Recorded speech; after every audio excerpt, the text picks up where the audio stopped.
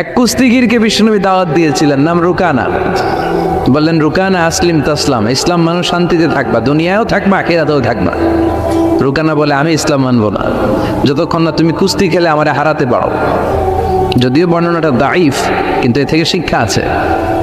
যদি আমাকে তুমি হারাতে পারো তাহলে আমি কালিমা পড়বো। বিশ্বনবী বললেন, না, আমি কুস্তি টুস্তি খেলি না। রুকানা বলে, তাইলে আমিও কালিমা পড়ি না। এখন বিশ্বনবী রহমতের নবী, ওমা আরসালনাকা ইল্লা I have sent you as a mercy for the entire universe. এ নবী, আমি আপনার গোটা বিশ্বের জন্য রহমত করে প্রেরণ করেছি। বিশ্বনবী ভাবলেন, আমি যদি কুস্তি খেলি আর লোকটা যদি কালেমা পড়ে তাহলে তো লোকটা জান্নাতি, খেলি না একটু। বিশ্বনবী রাজি হলেন। এবার দুজন দাঁড়ালো, রুকানা লাফায় আর প্রিপারেশন নেই, বিশ্বনবী লাফায় না, ভদ্র হয়ে দাঁড়িয়ে আছেন। কি ভদ্র নবী ছিলেন আমাদের, কি লাজুক ছিলেন।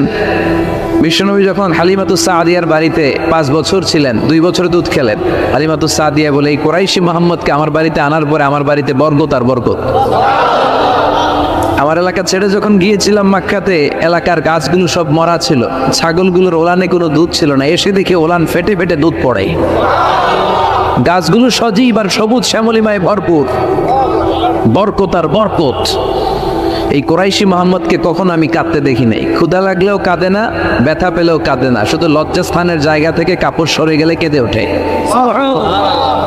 রুকানা বলে, আব্দুল্লাহর বেটা মোহাম্মদ, কুস্তি লাগলে এরকম লাফাইতে হয়, তুমিও লাফাও। বিষ্ণু বললেন, না, আমি সেলাইবিহীন লুঙ্গি পরি, আমি লাফাই না। এবার খেলা শুরু করার পালা। রুকানা বলে, তুমি মারো। বিষ্ণু বলে, না, তুমি মারো। রুকানা বলে, না, আমি মারবো না, তুমি মারো। বিষ্ণু বলেন, আমি মারলে ওটা তুই হজম করতে পারবি না, কারণ এটা এমন নবী যে নবীর এক হাতের ভেতরে জান্নাতের 40 জনের শক্তি ঢুকিয়ে দিয়েছে কে।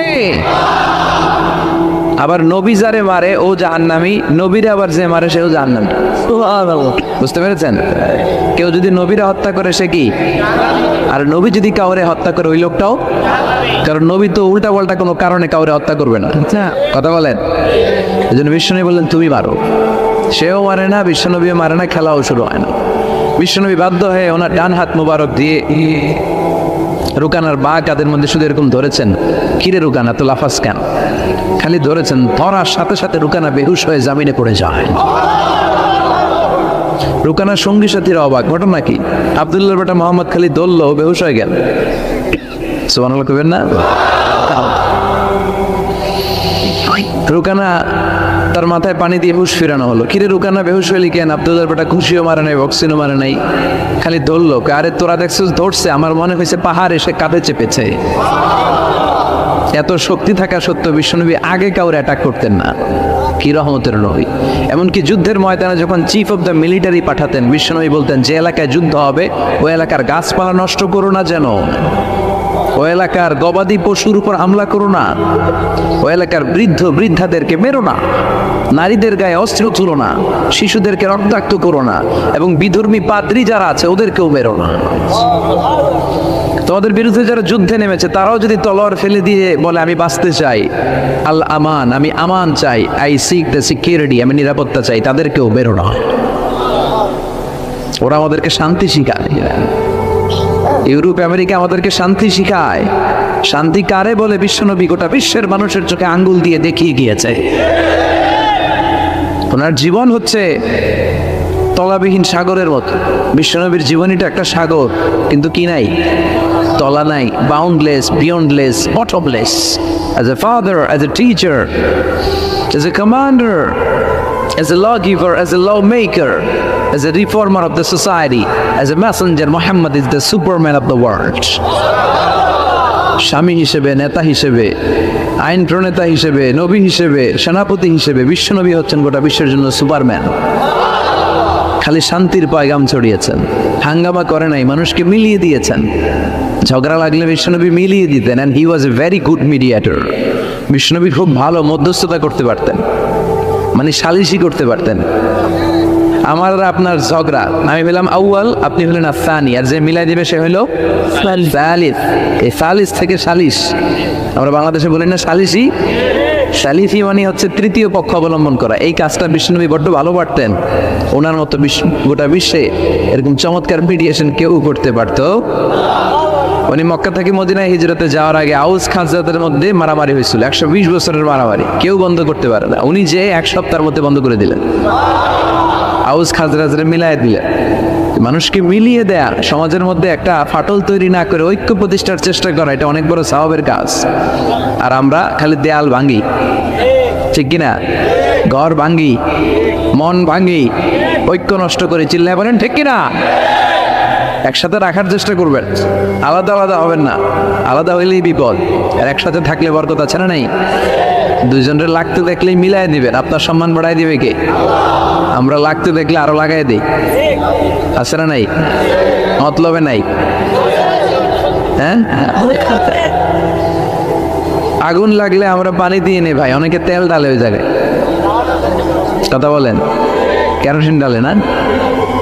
আল্লাহ তুমি বুঝার তৌফিক দান করুন। এজন্য অপ্রয়োজনে যেন আমরা মারামারিতে না জড়াই। আর সবসময় প্রশংসা চলবে একজনের, তিনি কে? আল্লাহ তোমার প্রশংসা যেন আমরা সবসময় করতে পারি, আল্লাহ তৌফিক দাও। বিশ্বনবী দোয়াতে বলতেন, আল্লাহুম্মা জাআলনি সাবুরা ওয়া জাআলনি শাকুরা ওয়া জাআলনি ফি আইনি সাগীরা ওয়া ফি আ'য়ুনিন নাসি কাবীরা। হে আল্লাহ, আপনি আমারে ধৈর্যশীল বানান। হে আল্লাহ, আপনি আমারে শুকরগুজার বান্দা বানান। আল্লাহ, আমার চোখে আপনি আমারে ছোট বানান, মানুষের চোখে আপনি আমারে বড় বানান। কি কম্প্রিহেন্সিভ দোয়া! একটা মানুষের হেদায়েতের জন্য এই দোয়াটাই তো যথেষ্ট। এই দোয়াটার 4টা অংশে 4টা পিএইচডি ডিগ্রি করা সম্ভব, চিল্লায় বলেন ঠিক কি না? কি বাণী আমাদেরকে শিখিয়ে গিয়েছেন, কি অমূল্য রত্ন রেখে গেলেন, আমরা বুঝি না। শুনে বলেছেন সবচেয়ে বড় চোর যে নামাজে চুরি করে। কিভাবে নামাজে চুরি করে? বিষ্ণু বললেন ইয়াসরিকু ফি রুকুইহি ওয়া সুজুদি, রুকু সিজদায় চুরি করে। রুকুর পিঠ সোজা হয় না, রুকু থেকে সোজা হয়, ধীরস্থির ভাবে দাঁড়ায় না।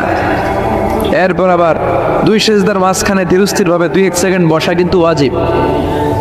মতলবের ভাইরা মনে থাকবে, একটা সেজদা দিয়ে একটু ধীরস্থির ভাবে বসবেন। এত তাড়া কিসেন আপনার? এত ব্যস্ততা কেন? নো রাশিং ইনশাআল্লাহ, নামাজে কোনো তাড়াহুড়ো নাই। সাহাবারা নামাজে দাঁড়ালে ওনার পা থেকে তীর খুলে ফেলা হতো, ফিনকি দিয়ে রক্ত ছুটতো, টের পেত না। বিশ্বনবী নামাজে দাঁড়ালে পা গুলো ফুলতে ফুলতে ঘাম বেরোতো, রক্ত পড়তো, টের পেত না। সাহাবারা নামাজে দাঁড়ালে ওনাদেরকে খেজুর গাছ মনে করে মরুভূমির পাখিগুলো মাথায় এসে বসে যেত। ওনারাও নামাজ পড়ে, আমরাও নামাজ পড়ি, তারা বুড়ো। এমনকি বিশ্বনবী নামাজ শুরু হয়েছে, আপনি জামাত যে ধরবেন, দৌড় দিতেও নিষেধ করেছেন। সুবহানাল্লাহ পড়েন। ইযা উকিমাতিস সালাহ ফালা তা'তুহা তাসআউন ওয়া আতুহা তামশুন আলাইকুম বিসাকিনা ফামা আতরাকতুম ফাসাল্লু ওয়া মা ফাতাকুম ফাআতিমু। নামাজের একামত যদি হয়ে যায়, জামাত শুরু হয়ে যায়, দৌড় মেরে জামাত যে ধরো না, হেঁটে হেঁটে যাও। কারণ দৌড়ে গেলে একটা ব্রেথ ইন ব্রেথ আউট, শ্বাস প্রশ্বাস নীতি নির্ধারিত কাম সারা। আপনি কার সামনে দাঁড়াচ্ছেন? সব রাজার বড় রাজা, মহারাজা। তার সামনে দাঁড়িয়ে আপনি এরকম হাঁপানির ব্যারামের মতো দাঁড়াইলে হবে? আপনি সুটেড বুটেড হয়ে, আপনার জুব্বা পাঞ্জাবি পরে, আতর টাতর মেখে আগে আগে যে সুন্দরভাবে ধীরস্থির ভাবে দাঁড়াবেন। অনেকে এই কাজটা করে, অজুখানায় অজু করে আর রুকু ধরার জন্য দেয় দৌড়। মসজিদ ও টাইলসের মসজিদ, উল্টায় পরে মুসল্লি একদিকে, লুঙ্গি আরেকদিকে, আছে না নাই? টাইলসের মসজিদে কত মানুষ দৌড় দিতে যায়, এদের ঠ্যাং ভাঙছে, কোনো হিসাব নাই। এই দৌড়াদৌড়ি করবেন? বেশিরভাগ মসজিদ টাইলসের মসজিদ। সুন্নাহ মানলে নিজের জন্য সেফটি, ধীরস্থির ভাবে হেঁটে হেঁটে যাবে, তাড়াহুড়ো করা যাবে না। আমরা যেন ধীরস্থির ভাবে সালাত আদায় করতে পারি। আল্লাহ তুমি তৌফিক দাও। আল্লাহ তাআলা যেই জিনিসটার হিসেব আমাদের কাছে কিয়ামতের দিন চাইবে, সেটা কি? সালাত। সালাত কায়েম করো, সালাত কায়েম করো, হবে সম্মানিত তুমি, হবে জান্নাতি তুমি, হবে সম্মানিত তুমি, হবে জান্নাতি তুমি। দিবে কাল হাসরে শীতল ছায়া আরশে আজিম, রাব্বিয়াল আলা, রাব্বিয়াল আযীম, রাব্বিয়াল আলা, রাব্বিয়াল আযীম। সুবহানাল্লাহ পড়েন। সালাত কায়েম করতে হবে। কায়েম একা একা বললে চলবে? নিজেও যখন যাবেন, ছেলেটারও মসজিদে নিয়ে যাবেন। অনেকে ছোট বাচ্চা মসজিদে দেখলে রেগে যায়, মতলব এগুলো নাই। বয়স্ক মুরব্বী চাচারা কেন যে রেগে যায় বুঝলাম না। রাখবেন না আপনারা। ওরা চিল্লাচিল্লি করবে, আওয়াজ করবে, কিচির মিচির করবে, এটাই তো বাচ্চাদের সৌন্দর্য। চিল্লাচিল্লি কি আপনারা করবেন? 80 বছরের বুড়া মানুষ লাফাইলে ভালো দেখা যায়? কথা কন, লাফালাফি দৌড়াদৌড়ি করবে ছোট বাচ্চারা, ওরা একজন আরেকজনের কামড় দিবে, ঘুষি মারবে, খামসি মারবে। কথা কন, এটা বাচ্চাদের সৌন্দর্য, এটাই তো পৃথিবীর সৌন্দর্য। আমি পৃথিবীর অনেক দেশে সালাত পড়েছি, বিভিন্ন মসজিদে পিছনে বাচ্চারা চিৎকার চেঁচামেচি করে, কেউ কিছু বলে না। মাঝে মাঝে অথরিটি যায় বলে, এই মা বাবা যারা আসছেন বাচ্চাদেরকে সামলে রাখেন, কিছুক্ষণ সামলে থাকে, আবার চিল্লাচিল্লি শুরু। এটাই সৌন্দর্য, ওরাই তো চিল্লাবে। তুরস্কের বিভিন্ন মসজিদে বড় বড় সাইনবোর্ডে লেখা যে জামাত চলা অবস্থায় যদি পেছনে বাচ্চাদের কিচির মিচিরের আওয়াজ শুনতে না পান তাহলে নেক্সট জেনারেশনের ব্যাপারে ভয়ে থাকেন। আল্লাহ, পিছনে যদি আওয়াজ শোনা না যায় বাচ্চাদের, তার মানে বোঝা গেল আমাদের নেক্সট জেনারেশন ওরা মুসল্লি হচ্ছে না, ওরা গেমস নিয়ে ঘরের ভেতরে পড়ে আছে, চিল্লা এখন ঠিক কি না। আর আপনি সালাত পড়তেছেন, পিছনে আওয়াজ, তার মানে আমার ছেলে নাতিপুতি এগুলো নামাজই হবে। কথা কন, সেজন্য বাচ্চাদেরকে মসজিদে নিতে রাজি আছেন তো? বাচ্চাদেরকে মসজিদে নিয়ে যান। এই সালাতের হিসাব হবে সর্বপ্রথম হিসাব। এই সালাতের হিসাব যদি সহজ হয়ে যায়, সব সহজ। সালাতে ঝামেলা তো সবটাতে ঝামেলা। বাচ্চাদেরকে মসজিদে নিবেন, অথবা ঘরেও জামাতে পড়তে পারেন, তবে শর্ত হচ্ছে আপনার স্ত্রী আপনার সাথে দাঁড়াতে পারবে না। দুইজন যদি আমরা জামাত করি, মুসল্লি বা মুক্তাদি, উনি আমার ডান দিকে দাঁড়াবে, ঠিক কিনা? সহিহ হাদিস অনুযায়ী সমান সমানে দাঁড়াবেন, আগে পিছে না, দুজনেই সমান। বুখারীর বর্ণনা, সমান সমান, তবে উনি ডানে দাঁড়াবে। আর স্ত্রীকে নিয়ে যদি জামাত পড়েন, উনি ডানে দাঁড়াতে পারবেন না, উনি পেছনে দাঁড়াবে। নারী আর পুরুষ একসাথে এক কাতারে সালাত পড়তে পারে। বিশ্বনবীর মসজিদে নববীতে মহিলারা সালাত পড়তো। মসজিদে নববীতে প্রথমে দাঁড়াতো পুরুষরা, পুরুষ সাহাবীরা, এরপরে দাঁড়াতো বাচ্চা সাহাবীরা, এরপরে দাঁড়াতো হিজরা সাহাবীরা, মানে পুরুষও না নারীও না। আমাদের সমাজেও আছে না, নেই? আমরা এদেরকে আগলে রাখি না, কাজের সুযোগ দেই না, ফলে ওরা হিংস্র হয়ে উঠেছে। রাস্তায় চাঁদাবাজি করে, শুক্রবারে বর কনের গাড়ি আটকায়। কথা কন, কাজ দিলে কিন্তু কাজ করেই খেত। গোটা বিশ্বের সব জায়গায় হিজরাদেরকে অনেক কাজ দেয়া হয়, ফলে ওরা কাজ নিয়ে ব্যস্ত থাকে। তো হিজরাতের কাতার শেষ, এরপরে দাঁড়াতো নারীরা। নারীদেরকে আমরা সুযোগ করে দেই না। আজকে কি মহিলা প্যান্ডেল আছে? আচ্ছা, আশেপাশে হয়তো শুনতেছে আমার আলোচনা, আবার নারীরা খুব শোনে। আমি নারীদেরকে নিয়েও অনেক কথা বলি, তো এই সুযোগটা তাদেরকে আপনারা করে দিবেন। বাচ্চাদেরকে মসজিদে নিয়ে যাবেন। বাচ্চারা হচ্ছে পৃথিবীর সৌন্দর্য। ওরা মসজিদে আসলে ধমকাবেন না, এই ছেলের গার্জিয়ানকে বলেন, এরকম চিৎকার দিয়ে ওরা বের করে দেয়। ও আর জীবনে মসজিদে আসবে? ওর বয়সে তো আপনি মসজিদের দিকে ফিরে আসারও খান নাই। কথা কন, তোরে তাড়িয়ে দিচ্ছেন কেন? ওরে মসজিদে রাখেন, আসতে যেতে আসতে যেতে ও বুঝে ফেলবে যে এখানে কথা বলা যায় না, এখানে হট্টগোল করা যায় না, এটা ইবাদতের জায়গা, এখানে জিকির করতে হয় কার? সেও আল্লাহর স্মরণ, আল্লাহর সালাত শুরু করে দেবে। বাচ্চাদেরকে ফজরের সময় উঠানোর চেষ্টা করবেন। হুজুর নিজেই তো উঠতে পারি না, ওরে ওটা কি কথা কর। ফজরের সালাত যে টাইমলি পড়ে না, এর মধ্যে নেফাকি, hypocrisy is growing stronger in your heart. ফজরের সালাতে যার ঝামেলা, আপনি নিজেই আন্দাজ করে ফেলবেন যে আপনার মধ্যে মুনাফিকি ঢুকতেছে। এজন্য ছোট্টবেলায় বাচ্চাদেরকে ইসলাম শিখান, কাজে দিবে। অনেকে বলে, হুজুর আমার আদরের ছেলে, ডাকলে ওঠে না, 9টা 10টার দিকে ওঠে, 10টা 11টার দিকে ওঠে, ডাকি না। আদরের ছেলে তো, ঘরের মধ্যে যদি আগুন লাগে কি করবেন? আদরের ছেলে ঘুমাক 10টা পর্যন্ত। কথা কর। এজন্য ছেলে মেয়েদেরকে মসজিদে নিতে হবে। রাজি আছেন তো? আল্লাহ বুঝার তৌফিক দাও। আল্লাহ বললেন, জান্নাতি আর জাহান্নামীরা কবু সমান হতে পারে? জান্নাতীরা সফল কাম। কার কথা? লা ইয়াস্তাবি আসহাবুন নারি ওয়া আসহাবুল জান্নাতি আসহাবুল জান্নাতি হুমুল ফাইজুন। জান্নাতি আর জাহান্নামীরা সমান নয়, যারা জান্নাতি তারাই সফল। The people of paradise in heaven and the people of hellfire can never be equal ever. The people of paradise gain the ultimate success in life. যারা জান্নাতি তারাই আসল সফলতার চাবিকাঠি নিয়ে গেল, ঠিক কি না? আবার রব্বুল আলামিন বলেন, ফামান যুহজিহা আনিন নারি ওয়া উদখিলাল জান্নাতা ফাকাদ ফাজ ওয়া মাল হায়াতুদ দুনিয়া ইল্লা মাতাউল গুরুর। যারা জাহান্নাম থেকে মুক্তি পেল আর যারা জান্নাতে ঢোকার সুযোগ পেল, তারাই সফল হয়ে গেল। জান্নাতে ঢুকতে পারলেই সফল। জান্নাতে ঢুকতে পারলেই, নাও দ্য ডিসিশন ইজ ইয়ার্স। এখন সিদ্ধান্ত আপনাদের, আপনি কই ঢুকবেন, জান্নাতে না জাহান্নামে? মালিক তুমি জান্নাতে, তোমার পাশে আমায় একটি ঘর বানিয়ে দিও, একটি ঘর বানিয়ে দিও সে বিভীষিকাময় মহাদিনে, তোমার প্রতিবেশী করে নিও। মালিক তুমি জান্নাতে, তোমার পাশে আমায় একটি ঘর বানিয়ে দিও, একটি ঘর বানিয়ে দিও। পড়ে আমিন। এজন্য আমরা জাহান্নামে যেতে চাই না, যেতে চাই জান্নাতে। কিন্তু সবাই জান্নাতে যেতে পারবে? ফারিকুম ফিল জান্নাতি ওয়া ফারিকুম ফিস সাঈর। আল্লাহ বলবেন দুনিয়ার মানুষগুলো দুই ভাগ, এক ভাগ যাবে জান্নাতে আর এক ভাগ জাহান্নামে। এখন সিদ্ধান্ত নিতে হবে আপনার যে আমি কোনটায় যাব। সিদ্ধান্ত আপনার।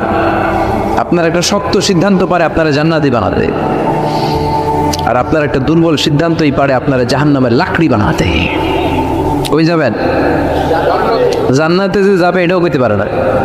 কোথায় যেতে চাই আমরা? আল্লাহ বলেন এমন জান্নাত তোমাদের জন্য তৈরি করে রেখেছি, দেখা মাত্রই কলিজা ঠান্ডা। فلا تعلم نفس ما أخفي لهم من قرة أعين جزاء بما كانوا يعملون। দুনিয়ার কোনো মানুষ জানে না চক্ষু শীতলকারী কি জান্নাত আমি তৈরি করে রেখেছি। দুনিয়াতে যে তোমরা নেক আমল করেছো তার প্রতিদান হিসেবে আমি জান্নাত দিয়ে দেব।